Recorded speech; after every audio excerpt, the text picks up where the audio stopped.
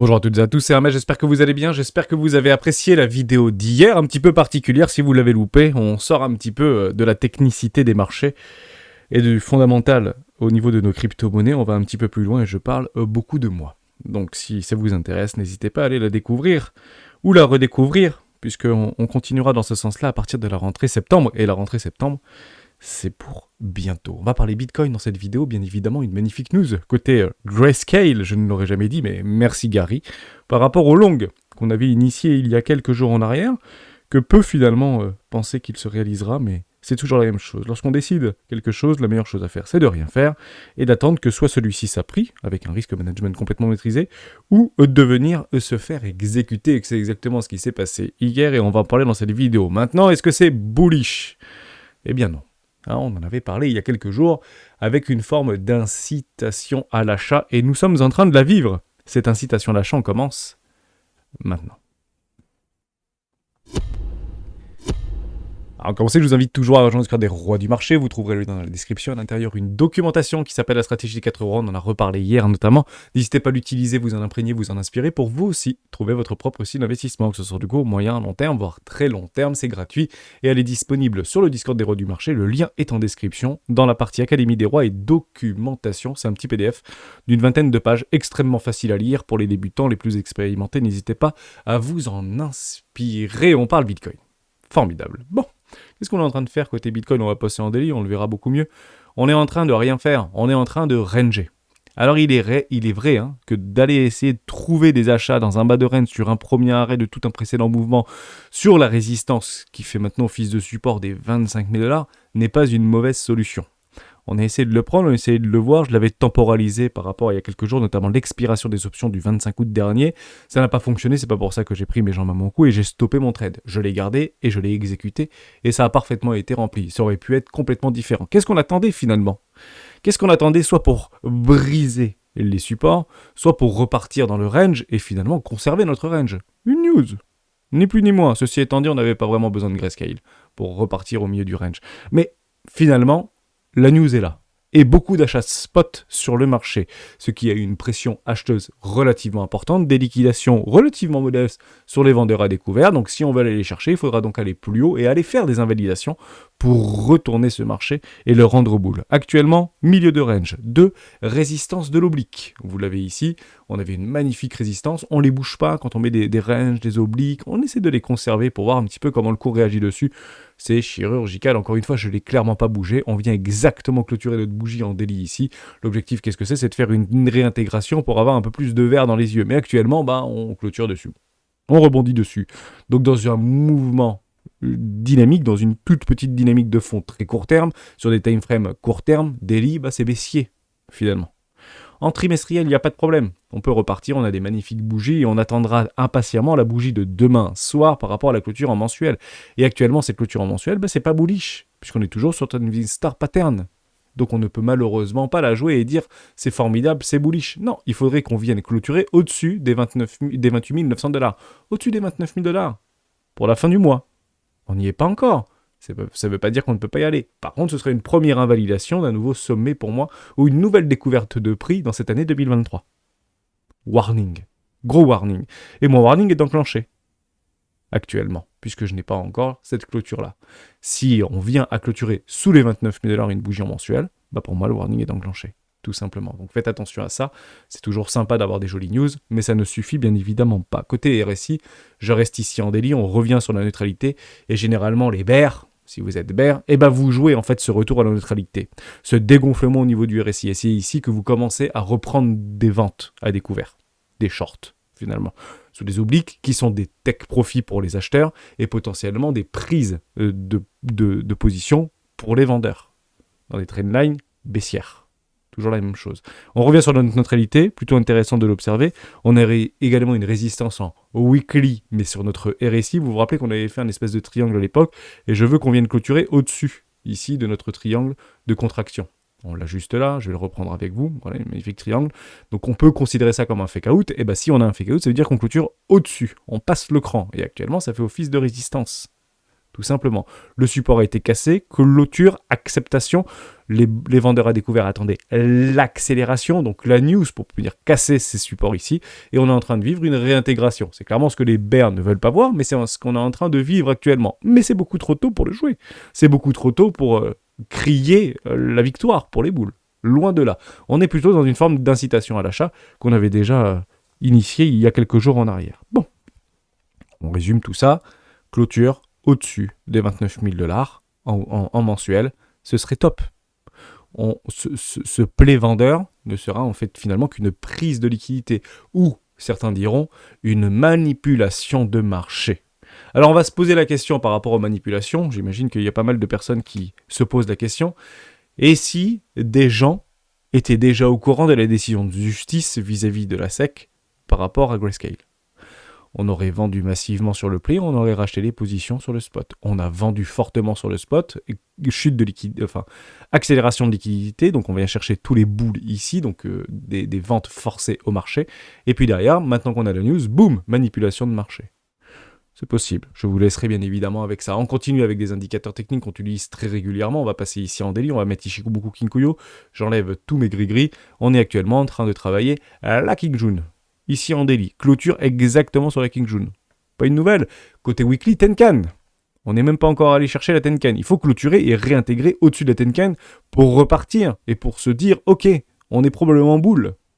Ceci n'était qu'en fait une manipulation de marché ou une chasse à la liquidité, mais il faut réintégrer notre Tenkan ici. Et actuellement, c'est clairement pas le cas et je parle maintenant en weekly et ce sera donc fin de semaine. Côté order flow, des choses extrêmement pertinentes. On a ici une magnifique hausse au niveau des open interest. On a retrouvé beaucoup d'intérêt sur ce Bitcoin par rapport à la news. On a un effondrement au niveau du ratio long short sur les comptes. On a une latéralisation, on voit une augmentation assez légère par rapport aux top traders. On a des spreads qui sont toujours dans le négatif, toujours en contango, non justement en forward. Je ne sais plus comment on dit. Contango, c'est quand la demande est supérieure à l'offre. Et en backwardation, quand l'offre est supérieure à la demande. Donc on est toujours en backwardation, il faut qu'on passe en contango, nous n'y sommes pas. Je ne sais pas si je m'inverte, vous me direz dans les commentaires, c'est pas grave, ça arrive, ça fait longtemps que je n'avais pas utilisé ce terme-là. Vous avez ici un ratio long-short par rapport aux traders long et short, plutôt en faveur des longues, même si on a toujours un petit peu plus de longues, mais ce serait probablement des longues qui sont positionnées avec des effets levier qui sont extrêmement faibles. 1, 1,1, 1,2, donc ça veut dire que ça devrait chuter de 1. Pourquoi je vous dis ça? Puisqu'en fait, il y a beaucoup même des ETF, mais en fait, beaucoup de gros portefeuilles utilisent des effets de levier, en fait, de très faible niveau. On n'est pas tous en x10, x20, x30, x50, loin de là. Vous avez d'ailleurs, en fait, au niveau du CVD spot, sur des petites time frames ici, et je suis encore en horaire, un magnifique rallye aussi au niveau du spot, et on l'observe parfaitement ici, par rapport à notre ratio de capitalisation au niveau des market cap de l'ensemble de nos stablecoins préférés. Ici, dans une zone de rechargement de vente logique, reload zone, premier arrêt de tout le précédent mouvement. On tape ici, tant que le premier arrêt tient. Le plus probable, qu'est-ce que c'est de faire un nouveau plus bas. Eh oui, l'exact contraire de ce qu'on est en train de vivre sur Bitcoin. Tant que le premier arrêt tient, le plus probable, qu'est-ce que c'est de faire un nouveau plus haut. Formidable, mais pour l'instant, peut-être une incitation à l'achat, donc faites très attention par rapport à ça. Attendez bien vos invalidations bear pour pouvoir éventuellement essayer d'encadrer des plays dans les creux dans un nouveau flux acheteur. Actuellement, on est en train de ranger. Premier arrêt, bas du range, et on pourrait aller chercher le bas de range. Soyez patient, bien évidemment, il fallait le prendre avant. Maintenant, au milieu d'un range, ça ne sert plus à rien de travailler. Ici, c'est vraiment le milieu d'un range. On revient par rapport à une forte en fait consolidation et corrélation ou combat entre les boules et les bears, juste ici, c'est chirurgical sur les 28 000 $. Plein milieu du range, on n'y va pas. Bas de range, ok. Haut de range, ok. Achat, vente, ici, on regarde, on observe, on attend, ni plus ni moins.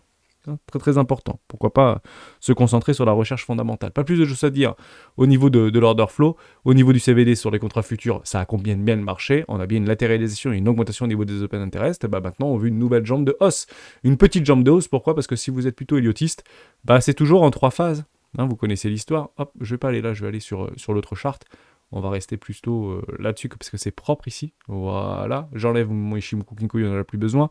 Vous avez sur des petits timeframes, on va passer en 4 heures.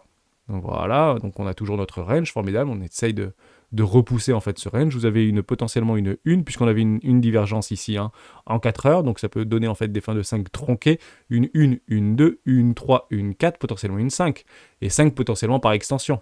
Et qui dit une 2, 3, 4, 5, dit peut-être dans une A, une B, et on ira chercher une C sur une incitation à l'achat pour aller chercher la liquidité qui se trouve plus bas et potentiellement sur notre moyenne mobile trimestrielle en 20 périodes. Et d'ailleurs, vous connaissez l'histoire, c'est toujours la même chose. J'efface tout, vous avez compris l'idée. Vous allez chercher vos Fibonacci, extension de Fibonacci, une A, B, C pour aller chercher un 1,618 juste ici. Bon, franchement, c'est chirurgical.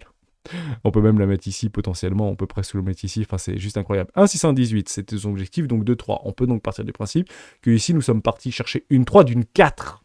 Et oui, la 3 d'une 4. Pourquoi? Puisque on l'a ici, beaucoup le font sur le Discord, hein. Je pense à Lux notamment, ou à Rudy, ou à d'autres. Ici, 1, 2, 3, potentiellement 4, et aller chercher une 5 pour aller chercher finalement une bas de 2 pour aller faire du YOLO. On prendra toute la liquidité qui se trouve ici et faire peur à tout le monde. Positionnez-vous ici, swing trader. Hein. Moi, je me repositionnerai ici sans aucun problème. News ou pas news. Hein.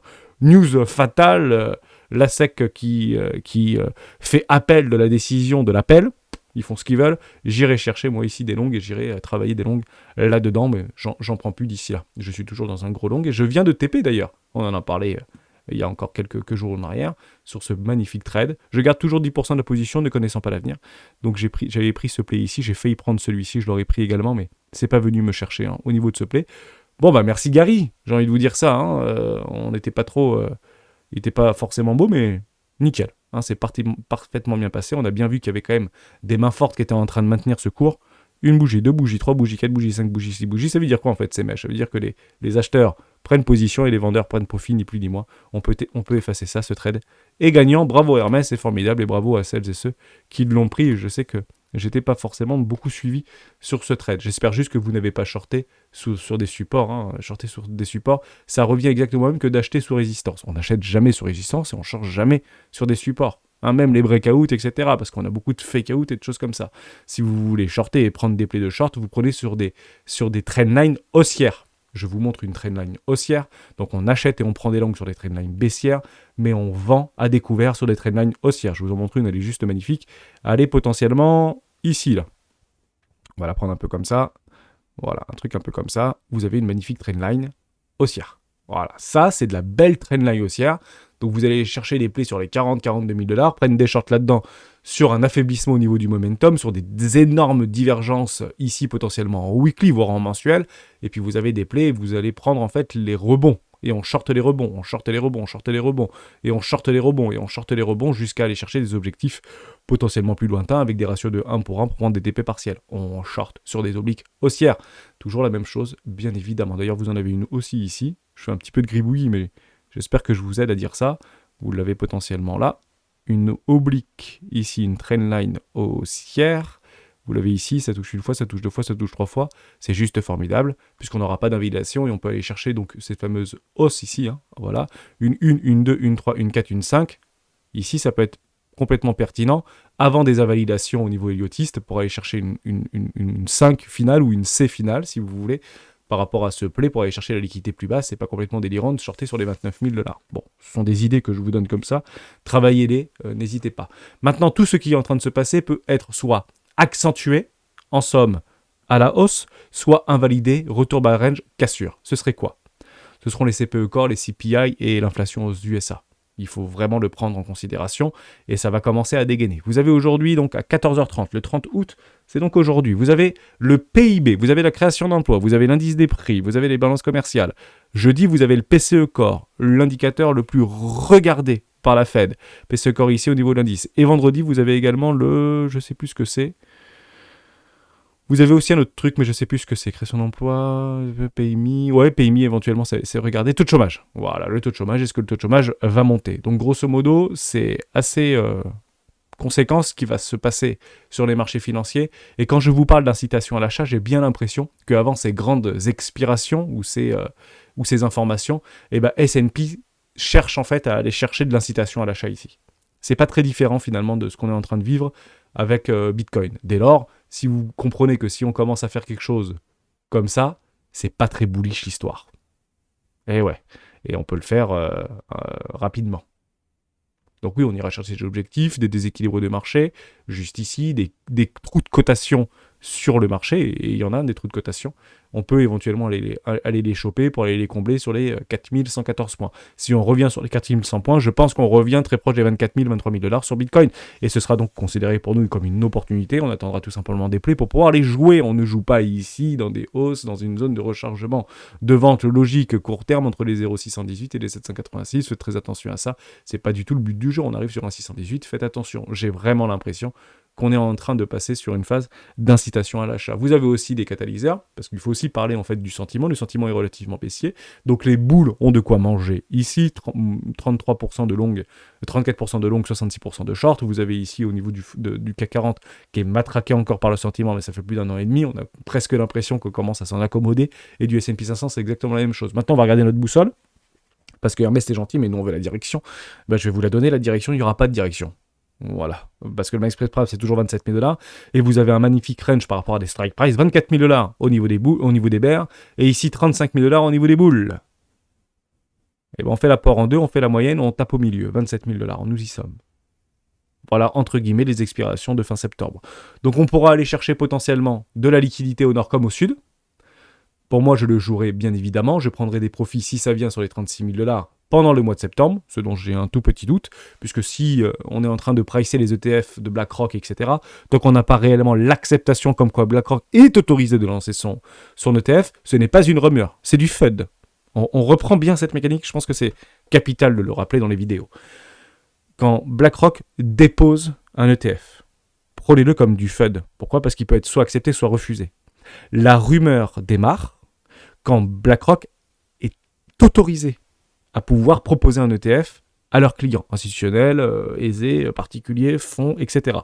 Et au moment où l'ETF est disponible, c'est-à-dire que vous pouvez prendre votre téléphone pour appeler BlackRock et dire « Je veux du Bitcoin en fonds de portefeuille sur mes 4 millions de $», à ce moment-là, vous avez la news. Eh oui. Actuellement, on a pricé difficilement le Fed. Franchement, ça n'a pas fait grand-chose. Maintenant, il faut pricer la rumeur. Et la rumeur n'est pas encore pricée. Et d'ici que la rumeur arrive, je ne sais pas où Bitcoin sera. À mon humble avis, il sera en plein milieu de ce range. Je pense que ça ne bougera pas. Je pense qu'on se rapproche des 27 000 $ encore pendant un mois. Voilà. Donc on va chercher les extrêmes. On va chercher et on va tenter de prendre des profits et à vendre, pourquoi pas, là-haut. Si on n'a pas changé ou on n'a pas évolué par rapport aux informations que le marché digère à l'instant T, s'il n'y a pas de nouveaux éléments. Et c'est pareil pour le bas. Ici, ce serait éventuellement des plays pour aller, bien évidemment, essayer de trouver des longues s'il n'y a pas de nouveaux éléments. Coupe, machine à laver. On va chercher de la liquidité. Faites attention à bien vous positionner et ne soyez pas trop pressés. Attendez bien que le marché vienne à vous. On l'avait vu en fait ce truc-là. Ce serait peut-être intéressant d'aller chercher en fait dans cette petite box verte ici pour aller chercher des plays. Bon c'est intéressant, on l'a pris, on a gagné, c'est formidable. Bon, je vous l'atteste, c'est très long, mais c'est mon style. Après, vous êtes peut-être vous beaucoup plus scalper, etc. Et vous êtes beaucoup moins soumis à ces news-là ou à ces protections relativement éloignées par rapport à des stops qui sont très éloignés. Mais c'est comme ça que je fonctionne et en tout cas, c'est comme ça que émotionnellement, je suis le plus solide, tout simplement. On a également les options et on a également une dernière chose, ceci. Ça, c'est super intéressant parce que ça risque de swinger par rapport aux informations qu'on a entre demain, enfin aujourd'hui, demain et après-demain. C'est qu'on est revenu en fait sur un consensus sans augmentation de hausse de la Fed au niveau du taux directeur à 10 ans. On est redevenu, entre guillemets, dans une forme de neutralité et qu'on reste sur les 5,25 et 5,50 points. Ça, c'est très intéressant, il va falloir le voir. Donc, le marché réagit en fonction des éléments qu'ils ont nouveaux. On espère juste, et franchement, je touche du bois, j'espère qu'on ne va pas se reprendre une cartouche au niveau de l'inflation ou de repasser à 3,6 ou 3,7. Parce que honnêtement, Bitcoin ou pas Bitcoin, ça aura du mal à prendre, ou en tout cas à réagir positivement. Il y aura une forme de corrélation court terme, une décorrélation moyen-long terme, voire très long terme. Il n'y a pas de problème, on est dans des magnifiques flux, tout est haussier, c'est tout génial. Mais il faut alors à ce moment-là dézoomer, passer un trimestriel et ne traiter que le trimestriel. Je finis juste sur cette news-là.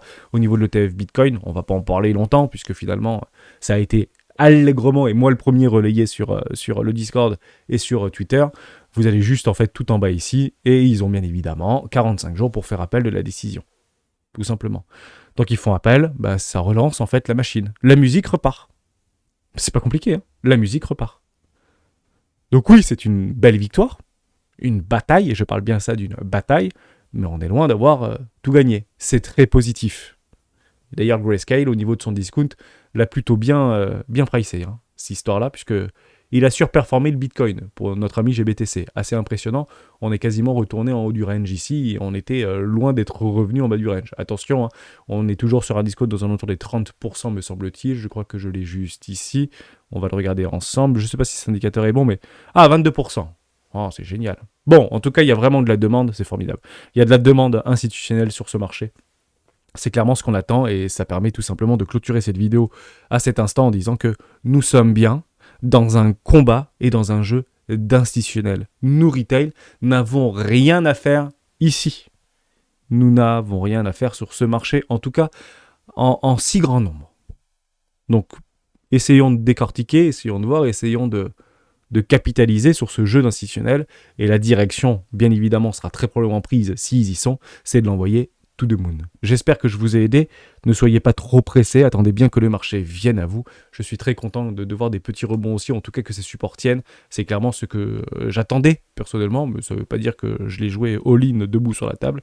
Je ne suis plus donc dans ce trade. Enfin, 10% du trade, je les garde tout le temps. Et on attendra tout simplement des confirmations et des invalidations de plan bear. L'idéal serait de venir clôturer au-dessus des 29 000 $ pour ce mois de août et en minimum 28 500 $ pour notre weekly de fin de jour. Dernière chose que je voulais vous montrer, je pense que ça aussi c'est extrêmement important, je ne voulais pas l'oublier, ce sont les Bitcoin Monthly Returns par rapport au... Comment ça s'appelle ? Par rapport aux performances de Bitcoin sur les années précédentes, et on a tendance en fin de mois de le regarder, ou en début de mois de le regarder. Bon, on va pas se mentir, les mois de septembre ne sont pas les meilleurs mois. Je vous le dis franchement, les mois de septembre sont loin d'être les meilleurs mois, ce qui pourrait nous rediriger dans cette forme d'incitation à l'achat de fin août, et on a tendance à reproduire, regardez par exemple l'année dernière, on a vu une excitation au niveau de Bitcoin sur la fin du mois d'août, et les indices macroéconomiques comme le CPI, le CPE Core, etc., nous avaient renvoyé dans les cordes, et Powell nous avait mis un gros coup de matraque sur la tronche en fin de septembre. Bon, vous avez compris un petit peu l'idée.